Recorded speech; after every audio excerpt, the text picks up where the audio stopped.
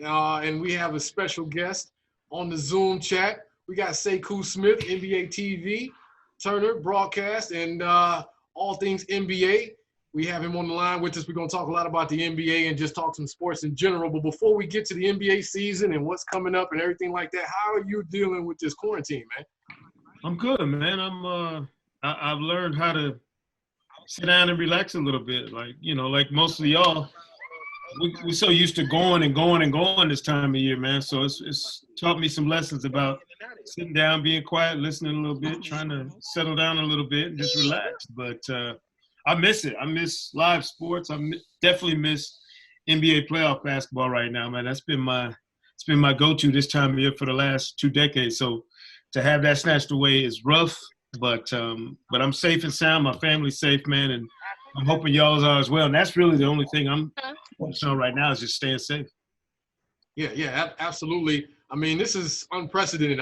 This has never happened that I can never think of in the history of the league. And when you just think about how everything had to change, and I mean, Adam Silver making that call to shut everything down. I mean, from your perspective, was everything handled appropriately? I mean, what do you think about how the league handled it?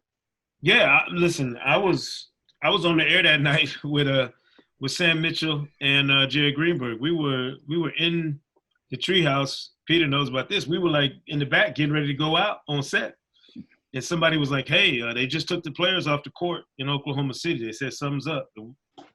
Jared looked at me and he was like, "This ain't good." Like we knew right away with the talk about COVID-19 going around.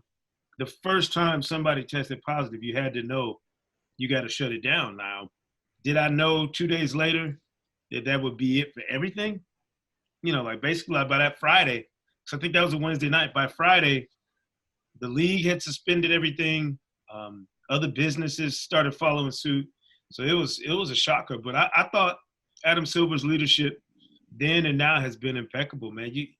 You got to be concerned first and foremost about the safety and well-being of not just the league, players, coaches, officials, what have you, media, but fans and other people, man. And the way the league has handled it, to me, has been first class, as always.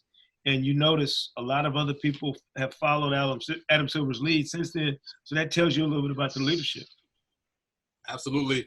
And, I mean, they were trailblazers as far as that goes. I think the first league that really kind of shut things down was the Ivy League for college.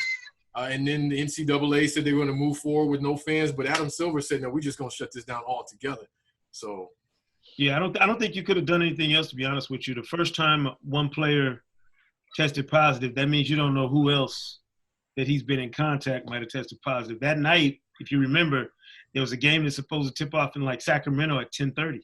And one of the game officials for that game had worked a Jazz game earlier in the week. Oh, wow. So they were like, we can't put them on the floor because we don't know who might, I mean, it's been so much information about the coronavirus that's going around. Dude, I feel like literally I've had to go back to school day after day listening to all the information that comes out that we didn't know or that changes, in a 24-hour cycle about what's going on. I remember we weren't wearing masks. Now we're wearing masks. I remember you didn't need gloves. Now you don't need gloves. You need gloves, then you don't. They want you to stay at home. Some people saying there's no big deal. It's hard to get a grasp on what's what, man. And that's where leadership is so important at a time like this, is because you want somebody to be giving you the proper information so you can, take care of your family and your loved ones accordingly without guessing and having to do your own homework all the time about what's going on. And right now we're talking to Sekou Smith. We're live on the Zoom chat, just talking about the NBA season, and no one really knows what's going to happen. So obviously you can't say for certain, but in your opinion, how do you think this thing plays out as we go into the summer? Look, I think everybody involved with the NBA obviously would love to see a conclusion to the 2019-2020 season. How you do it, I have no idea. I'm sure they are layering contingency on top of contingency, in terms of planning, trying to figure out, what the drop dead date is in terms of finishing the season, how deep you can go into not just the sports calendar, but the physical calendar. Like, I don't know how deep you can play games and not totally interrupt the following season and whatever else you might have going on. League business obviously has been shifted. They postponed, the lottery and the combine. I feel like there's an optimistic vibe I'm feeling right now that we end up doing something. If you think about the NBA season, we go deep into the summer with summer league, and all that stuff. So there's a window to play basketball, to make up games, to do whatever you have to do. I'm just not sure how deep into July and August you can go before you start it and run out of room. So I'm hopeful. I think it would be a great way to get back to whatever our new normal is going to be, is to have NBA basketball. And if we got to watch it in August, September, I'm cool with that. I know one of the suggestions that people have talked about is just bringing the players together in one area like Walt Disney World and having it down in the wide world of sports. Do you see that being viable, or do you think they just need to have it in each location with no fans? Oh, man, it's definitely viable. You know better than I have. Travel ball, the way it is now for young kids, you just basically going to be putting on a gigantic tournament like everybody goes to watching their kids with NBA players. And you do it in one location. You would probably have to have multiple dates to get all of the games made up you would need to come to some sort of closure for the season. But I definitely think you could do it. I mean, I think there's so many creative things that are presenting themselves right now. It's just a matter of which is the safest, which one preserves the health and safety of everybody involved best for you to tap. And, we'll see what they come up with. A lot of smart people involved. I'm sure that they have looked at every single, contingency, like I said, to find a way to give us basketball. And I definitely think that would work, if you had satellite sites and put on a tournament. All right, cool. So let's get to the nitty gritty. We all know Rudy Gobert is not going to be a member of the Jazz next year. Does he come to the Hawks? Listen, man, I'm not knocking Rudy Gobert. I don't. Whoever was going to be that first guy that tested positive, it was going to be something shocking, something that nobody saw coming. Hawks don't need him. They already got their big man. You just didn't get a chance to watch him in action yet. Clint Capella, that trade for Capella to me was a shrewd move by Travis Schlenk and the Hawks. It'll be interesting to see whenever they get back on the court how he fits with Trae Young and some of these other young guys. But I've decided that I'm not going to throw darts at Rudy, and I texted or DM'd with him, about it after it happened, and certainly sent my thoughts and prayers to him when he was battling through what he was going through, because he was getting smashed on social media and on TV and everywhere else. And it certainly frayed some relationships with guys on his team. But, man, could you just imagine being that scared? Like, you are patient zero for the coronavirus. Like, people will look back on this in 20 years. And if you're an NBA fan, the first thing you're going to think of when you think of this stoppage is, well, where did it start? And it's going to be Rudy Gobert's name. How do you feel about if the season picks back up for the following season, so the 2021 season? How do you feel about that? Like with the whole Christmas, starting in Christmas, if possible. Like, do you feel that, or how would that affect you personally in terms of like your summer vacations and stuff like that, and dealing with the family? No, man, my work calendar starts whenever the season starts. So, okay, my family has operated around that. Now I got 2 kids in college, so they shoot the deuces in early August anyway. They could care less what we got going on once they go to school and get immersed in their world. So it's, logistically it wouldn't bother me at all. I happen to like a later start, only because I like to let the sports calendar breathe in ways that it doesn't anymore. When I was younger, you kind of had this separation of seasons. We don't have that anymore. The off seasons for all these professional sports seem to run year round. So this would give you a chance to dig in on college football or the NFL for a minute before the NBA would drop at Christmas, which would be dope, because one of our marquee days, Peter, is Christmas Day games. I mean, that's one of the times when everybody starts really digging in and paying attention to NBA basketball. So I wouldn't mind that. It would push everything back a little bit deeper into the summer, obviously. Yeah, the finals would be like in August or late July, something like that. Right. Yeah, and some people might not like that. Just I know there's some traditionalists out there, but I don't know that we go back to. I don't know that traditional ways of doing anything will make a whole lot of sense coming out of this. I don't know what the world looks like on the other side of this. So if there's some adjustments that need to be made, so be it. You watch the news in Atlanta, it looks like everybody's just having a good time. Well, I mean, we could be in other places. Some of those news clips, yeah, in other places. Yeah. They balling in Chicago, from what I see, and in my home state of Michigan, I don't know what they're doing. I mean, it's a lot of. We are sheltering in place at home in our neighborhood. I live in Marietta. We have not traveled outside of. I don't think I've been outside of Cobb County since I came home from work that night. Right. So I mean, the furthest I've traveled.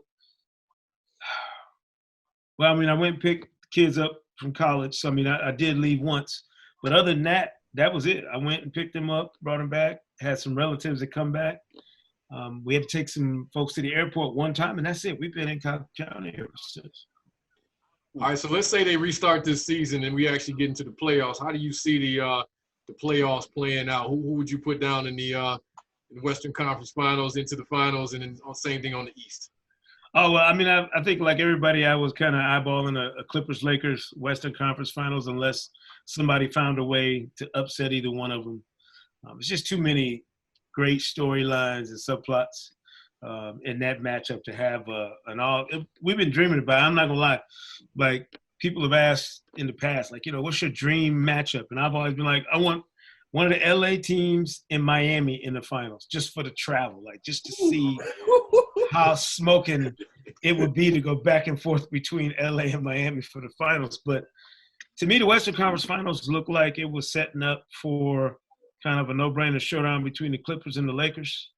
And I love that. I love the drama, having LeBron and AD against, Kawhi and Paul George and all that dynamic. And then in the East, it's hard for me to see anybody beating the Bucks the way the Raptors did last year. I thought it took a special player like Kawhi and some really healthy, dose of serendipity and that great bounce on that shot, for them to escape. But I felt like the Bucks and, believe it or not, the Celtics look like the two playoff-ready teams to me in terms of who would be able to get on that horse and ride it 40 days, 40 nights in a regular playoff setting and get to the conference finals. All right, right now we're talking to Sekou Smith, talking about the NBA, talking about restarting the season. And I want to switch gears for a little bit, man. Talk about The Last Dance. I'm assuming you've been watching that documentary. Oh, man. Have you watched the leaked episodes? Because they leaked them all the way up to episode 8. Yes, listen, I had somebody email me all of the episodes early. And can I have the last 2? I deleted it, bro. I did. Even my dad, even my pops was asking me about it. He was like, he's like, I'm ready to watch the whole thing. And I was like, so was I at first. And I thought about it, and I was like, we stopped. The whole world is shut down. Now is not the time to, stream everything. I was like, one thing I wanted, this is appointment viewing. It's like when I was a kid, we used to watch The Cosby Show in a Different World on Thursday night. I'm like, my whole week is building up to Sunday nights to watch The Last Dance, man. It's literally, Sunday night, I come down and sit in my office, turn the lights off, sit about 4 feet away from my flat screen here in my office, and I just lock in on it. I don't text anybody. I don't tweet. I'm not nothing. I'm just watching it because I was a teenager. I grew up on the 80s and 90s NBA, so I'm trying to remember where I was when they pop up these dates. And I love the way they shot it, the way they're going back and forth on the timeline of that last season and then going back earlier in the Bulls' history. I don't remember being that preoccupied with the Bulls. Like, I was a teenager, as I mentioned, so I was doing whatever teenagers do. I wasn't sitting around totally, immersed in the games. I was watching them. I knew what was going on, but we didn't have social media. Like, when the game was over, it was over. I'm out being, 13, 14, 15, 16, whatever I was doing. God help me. But just seeing it now, the perspective is so different. I growing up in Michigan, we knew about the bad boys and we understood what their place was in history in relation to the Bulls. Like, I'm like the Pistons. Like, I remember Pistons beating up on the Bulls for so long. It was hard for me to appreciate what the Bulls went through, getting past the Pistons, Lakers, and then becoming dominant. So by the time they got on their roll and started winning, back-to-back three-peats, I was in college or gone. I was looking at them as an adult then, as opposed to being a kid, much more impressionable, younger. So my appreciation for Michael Jordan has grown tremendously over the years. I wasn't a Jordan dude back in the day. Like, I did have Jordan sneakers. I never stood in the line to get them. I wasn't freaking out about every time they came. You know what I mean? Like, I wasn't a Jordan guy like that as a kid. I've been much more appreciative of how great he is and how all-time great he is and has been in his career, watching it now in retrospect. Yeah, I like the fact that they got into the gambling. They actually talked about that. I wasn't expecting them to do that. And that was No, man, they haven't. And I interviewed Andy Thompson on my podcast. He's the executive producer, one of the executive producers of the Last Dance, produced for NBA E. He's also Michael Thompson's younger brother and Klay Thompson's uncle.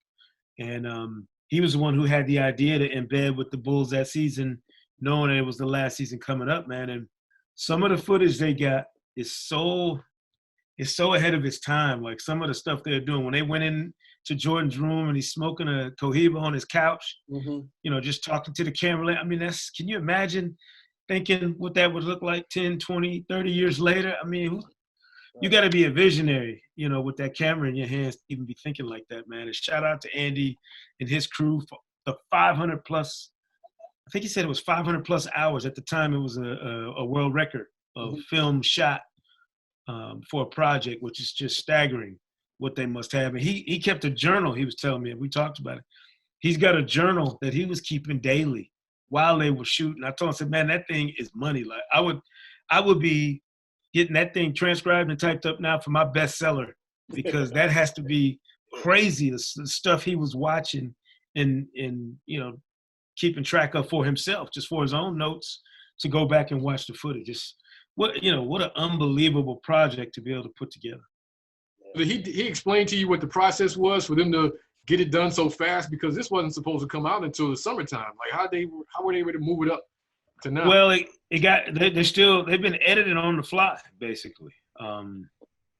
Jason, I forget his last name, Jason Hayer, I think is the name of the guy who directed it. Yeah, and I heard him talking about this, that they have been basically editing from wherever they're sheltered in place at, as the series has been unloading on the public. So, Andy's job, their heavy lifting was done years ago, decades ago. Now it's become a thing where everybody's having to sign off on this finished product. And can you imagine, like, who's got the guts to show this to MJ and tell him, like, hey, you good with this? You good with that? That's got to be a hell of a phone call or a hell of a Zoom for somebody, like, right, getting his approval.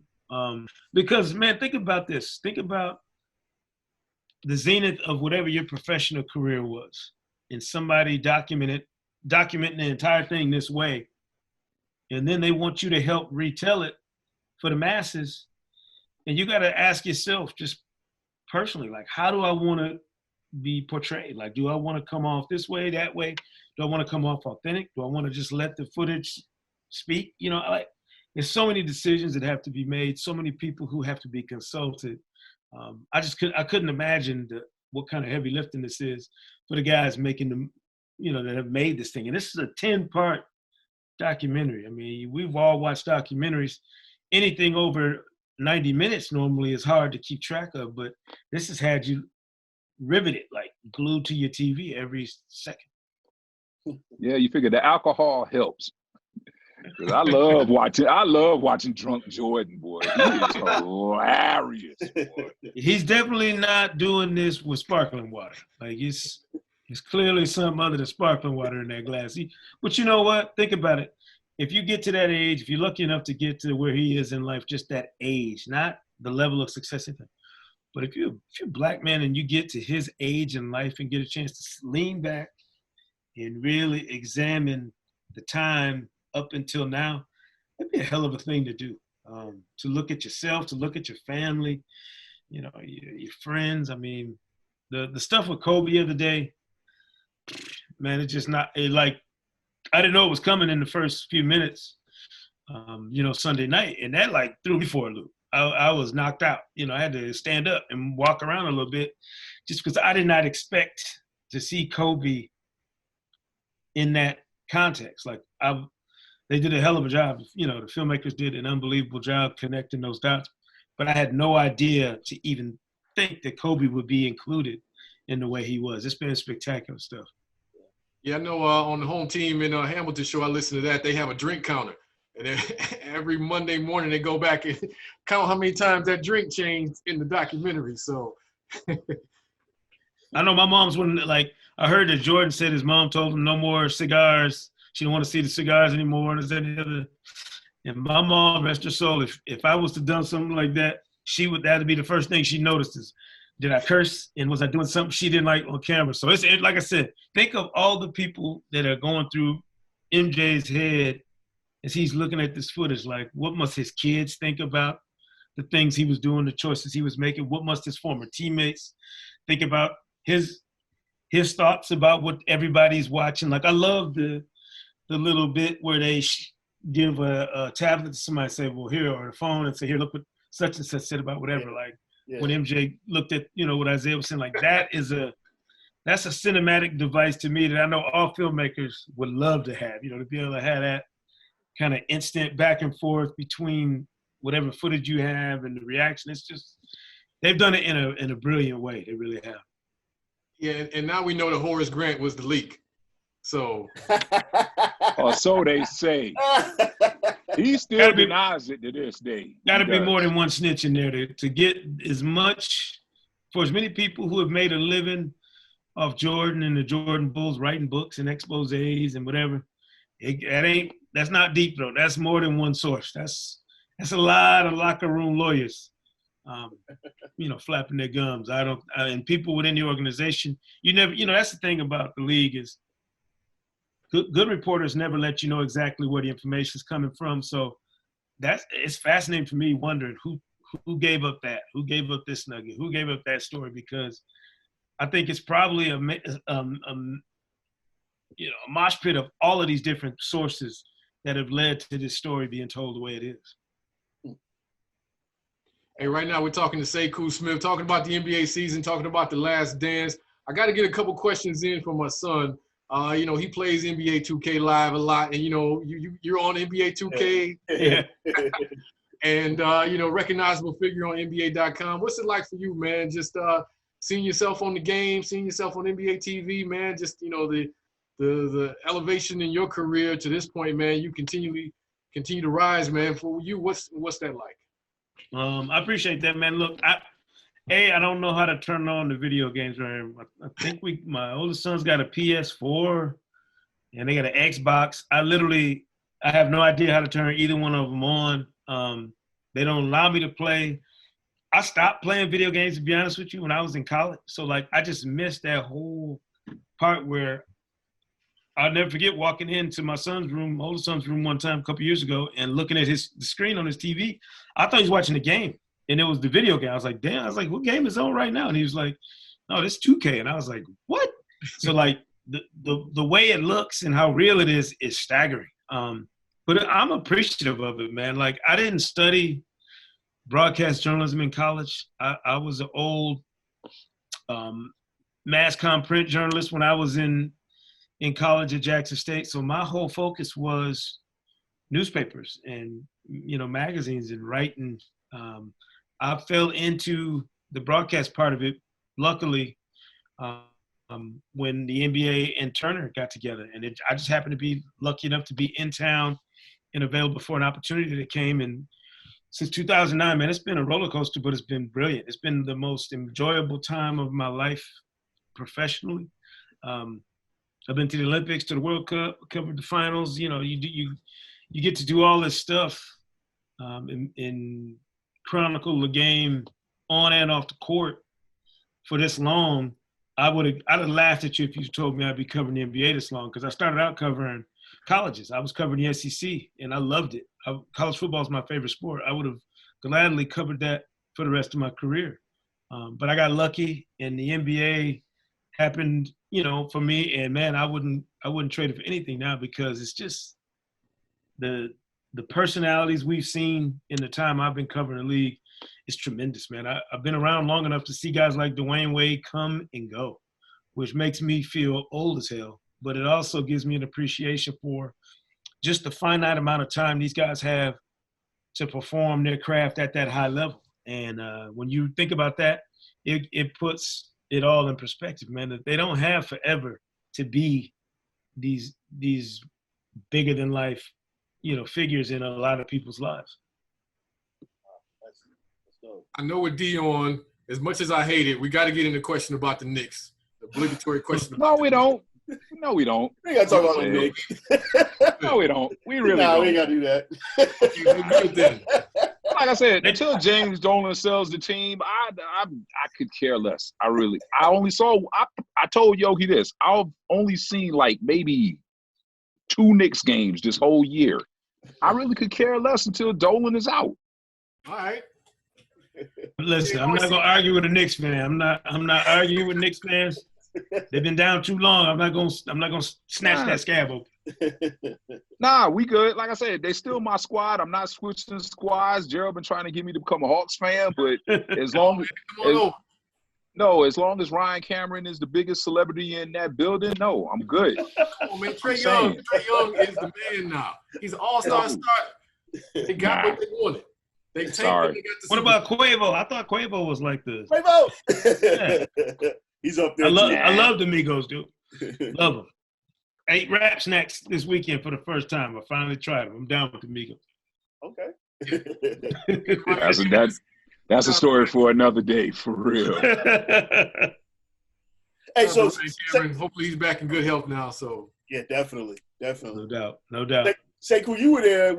You were covering the Hawks, the rough years, right? How long did you cover the Hawks? From 05 to 09? Yeah, dude. Listen. You talk about a hell of a run. My last 2 months in Indianapolis before I moved to Atlanta to cover the Hawks was the brawl, and then the 2 months after it. Oh. So, like, I was at the Palace that night working until 6 o'clock the next morning, and then the fallout from that all the way up through Christmas Day and then into January is when I came to Atlanta, January of 05, to cover the Hawks. And, yeah, I covered the Hawks through – I was thinking I'm getting away from some drama, leaving the Pacers at that time. Like, ooh, I'm done. I don't want to deal with this bullshit. So this is the 04-05 season? 04-05 season, right? Yeah, and then I was like, I got here, and it started out, they were terrible, no big deal. Cover bad teams. But then the fallout, with the owners and Joe Johnson and the whole, that was like, are you serious? But it was great because in Indianapolis, I had covered a Pacers team that won 61 games. And they were really good contenders.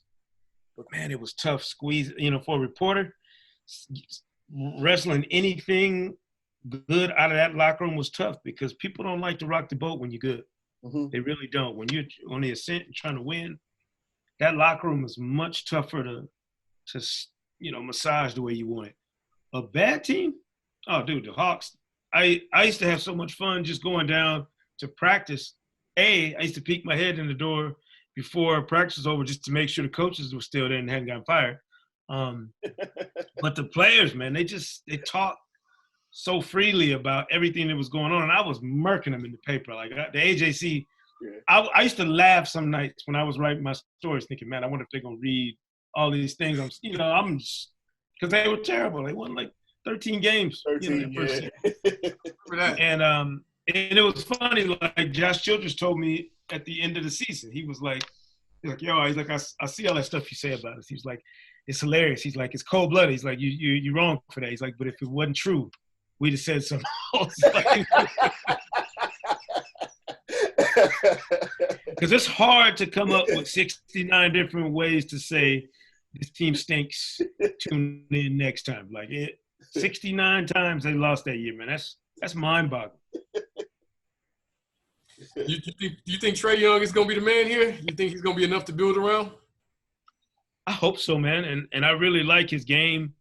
But you know, I've seen talented players come and go in this league, and it's so much that has to go into it. It's not just trade. You know what I'm saying? Like, the organization to me is on the hook for making sure they maximize whatever is going to become of his career. As we all know, man, you get 7 years basically now with star players. You get them for their first 7 years, and after that, there's no guarantee. So what can you squeeze out of a guy who's already been an all-star starter 2 years into his career and has captured, you know, a spotlight that hadn't been seen around this town for the Hawks since Dominique? Let's be real about it. The onus to me is not on Trey now. He already has the responsibility of being the best player he can become and working his tail off to do that. Now it becomes a thing where can the organization get its stuff together in time to take advantage of what he brings, what the supporting cast around him can bring, man. And I don't think we frame it like that often in the media. Like, we don't put the onus where it belongs, but it's an organizational thing. Like, you got to have some structure and framework around a star player to make sure you get everything out of them you can. Think about guys like John Wall or some of these other talented players who have, you know, you look up and they're already blown through the first 7, 8, 9, 10 years of their career. If you hadn't ridden that thing to its zenith by now, the chances are it might not happen. You know what I mean? So these years are crucial. I know people think, well, they're learning and Trey will figure it out. It's like, no, he's got to accelerate his process, and the organization has to do the same, because if we look up in 3 or 4 years and it's not going right, Trey Young's time in Atlanta will have come to an end, and he'll move on. You know, star players in this era move on if it's not to their liking. Okay, so speaking of which, he's always going to be linked to Luka Doncic. Would you have made that trade? Because the Hawks have a history of trading foreign all-stars for bums. Like I said, this is Pau Gasol all over again. It is a little different. Powell was traded, you know, and y'all can thank Billy Knight for that as well. Yeah, Mr. My man Billy Knight. Guard. But Powell gave you some immediate, you know, star power in terms of what you got back for him. Luka and Trey, to me, is unique in that it was two basically rolls of the dice. You don't know which one of them is going to end up being a better pro. Now, Luka is clearly – he was the runaway winner, despite Hawks fans, I know, thinking that wasn't fair, but he was the runaway winner for, you know, rookie of the year in their rookie year. He's the one that's an MVP candidate now. I think Trey is tracking in that direction. You know, top 3 in scoring and assists. That's pretty remarkable. Yeah, and then you look at the Hawks record and you cut him out of the picture. You know what I mean? But at the time, I wouldn't have made that deal, but that's because I know scouts, I know people who work for both organizations, and I was listening to what they were saying, not what was published. The Mavericks were sure of what they were getting in Luka. The Hawks were not as sure what they were getting in Trey. So that's a credit to Trey that he's come in and in his second year put himself in that same space that Luka was in during All-Star Weekend. I thought that was an underreported thing, you know, that at the start of their rookie years, Luka was celebrated. Trey was not. And Trey caught up to the point where they both walked out there in Chicago as starters on All-Star Sunday night. Yeah, I guess this whole thing kind of banks off of Reddish now too, right? Because he was the additional piece in that whole trade. Huge. And I listen, as we're wont to do in this town, we come to snap judgments. I've been living there, like I told you, since 2005. So I'm not an Atlantan. I'm a adopted ATLian, as I like to say. Right. We are quick to jump on and off bandwagons, and I thought it was ridiculously unfair for people to pass judgment on Cam Reddish the first couple months of the season. Yeah. And he's justified that right before the stoppage. Yeah. He was cooking. Yeah, like he was finally playing like the talent that everybody saw. And man, in the NBA, you've got to give young players an opportunity to make that adjustment. I don't care if it's from overseas. I don't care if you've been in college 3 or 4 years. You got to have an opportunity to get up to NBA speed before we start deciding whether you are a wasted pick or, you know, you're great or you're terrible or whatever. Like, you got to give them at least a few months. And you're right. Reddish is the kicker. Like, if Trey and Reddish are both elite level players for this franchise, for the Hawks franchise, that deal looks completely different. Yeah, totally. So once again, you got to go back to management. You got to go back to the structure from the top. Absolutely. Like I said, I'm as a Knicks fan, the worst pick we ever made was Frenchie Frank. When I tell you that was the worst pick, and I think Phil Jackson did that just out of spite because he knew he was on the way out the door and said, okay, you're going to fire me. I'm going to sink your franchise. So we should have got Dennis Smith Jr., but then we end up getting him a year later in the trade for Kristaps, which we shouldn't have done. But he left because of management. So yeah, I mean, listen, again, you reap what you sow as an organization. Like, if you don't have a sound program to absorb young talent, then you're going to make mistakes. And listen, even when you do everything right, look at the Lakers, the Celtics, the Spurs, everybody that's won big in our lifetime. They have diabolically bad decisions that have been made somewhere along the line. All of them have made a mockery of whatever that moment was. But it's how you respond, how you fix it, how you build through a mistake, to me, that separates the quality organizations from the ones who continue to struggle. The Knicks have issues that are bigger than just their front office, obviously. So I wouldn't dare throw that dart at one person. But yeah, there are structural issues that the Knicks have that have not been rectified. And until they are, their fans will not be satisfied. And we're on with Sekou Smith right now talking about the NBA. And I got one last question for you, man. What do you think about the trend of the high school players going into the G League? I know that's one thing that Adam Silver is trying to get going. And they got the one prospect, I can't remember his name. They're going to pay him a bunch of money. Green? I can't remember his name. Jalen Green. Jalen Green, yeah, that's right. So they're going to pay him a bunch of money. He's going to get the endorsements and everything like that. And they're trying to funnel these high-end talent athletes to go straight into, at the very least, the G League. What do you think about that? What trend do you see with that happening? Well, the capitalist in me is all for it. And I think, if you're going to allow a kid at that age to make all these other decisions about their life, this is one that they should be allowed to make. It's interesting you brought that up. I'm going to be talking to Sharif Abdur-Rahim on my podcast Thursday about this very thing. He's the G League commissioner now. We're going to have a detailed conversation about it because I'm curious what he thinks, being a former prep superstar who would have been able to make a similar decision had the rules been in place the way they are now when he was coming out of high school.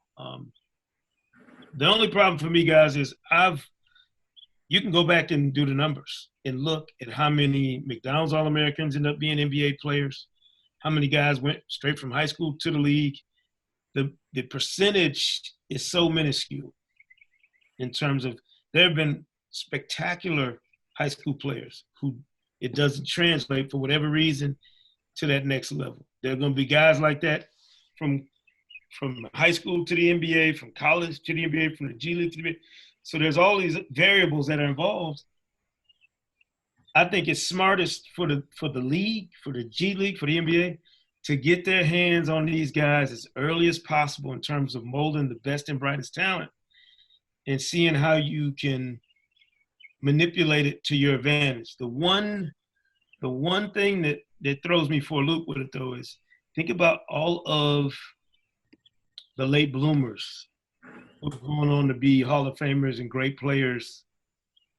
And we could run down a list of guys. Dwayne Wade was not a McDonald's All-American. He's a Hall of Famer. Yeah. Tony Parker. I could start Dirk Nowitzki. We could start running down the list. If Steve Nash was late. Yeah. I'm saying, like, a lot of guys hit a stride later. I don't want this process to obscure the opportunity for that to continue to happen. Because to me, that's the best part about the NBA. I remember reading about Kawhi Leonard in the LA Times when he was in high school. He was the Southern California Player of the Year, but he went to San Diego State. So people thought, hey, something must be wrong. He didn't go to a blue blood program. But if you really start paying attention to basketball from the grassroots level up, the cream of the crop rises early. So a lot of times those players with that kind of talent show themselves early. But the structure of the way we vetted players for years has been very strict. It was through a college basketball microscope.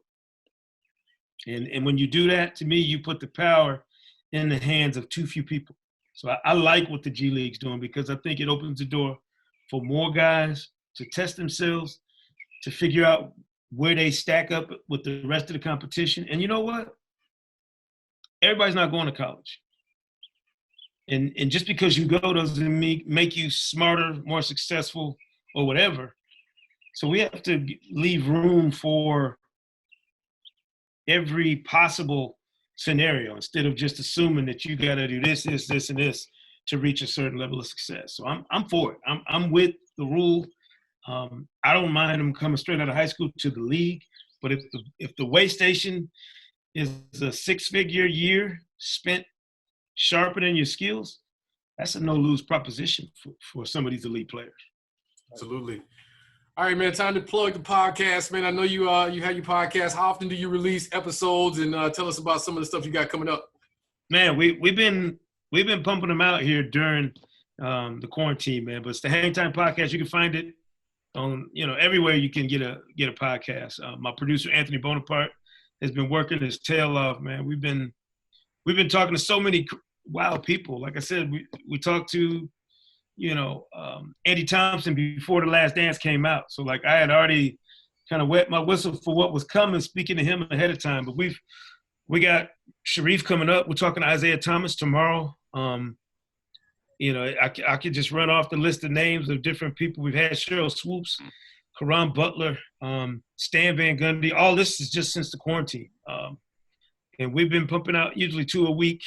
And we're going to keep cranking them out because it's something that's got to fill that void. When I go exercise every day, I got a podcast, and I listen to quite a few of them, but I usually have a podcast in my beats, and I spend that time locked in, listening, trying to stay up on game and know what's going on out there from other people, because there's so many good ones. Y'all's included, man. There's so much quality content out there. You just want to make sure you get a chance to consume as much of it as possible. But you can always find us on NBA.com, obviously, and hopefully we get back to, some sense of normalcy here soon on NBA.com and NBA TV. I'm looking forward to it. Get a haircut and shave and get cleaned up, put a shirt with a collar on for the first time in weeks, and I'm ready to get back to work, man, whenever we get a chance. Yeah, I got to hear that Isaiah one so I can find out how he felt when Jordan called him the asshole. We're going to talk about all of it. So that's one thing we don't do, man. We don't shy away from the topics, controversial. Otherwise, we talk about it all, man, on the Hang Time Podcast. So definitely tune into that one. I appreciate it. And as a Knicks fan, yes, Isaiah was an asshole. Yes. Thanks for coming on, Sekou, man. We appreciate you, man. Man, appreciate y'all. And Pete, thank you, man. For last summer, I was down and out, man. A little health stuff going on, but Pete, you checked up on me routinely, man. I appreciate that from the heart. That was kept me up, bro. I appreciate you for that. You're welcome, man. That's what he does. That's what he does. Thanks, man. Thanks, fellas. Appreciate y'all. Later.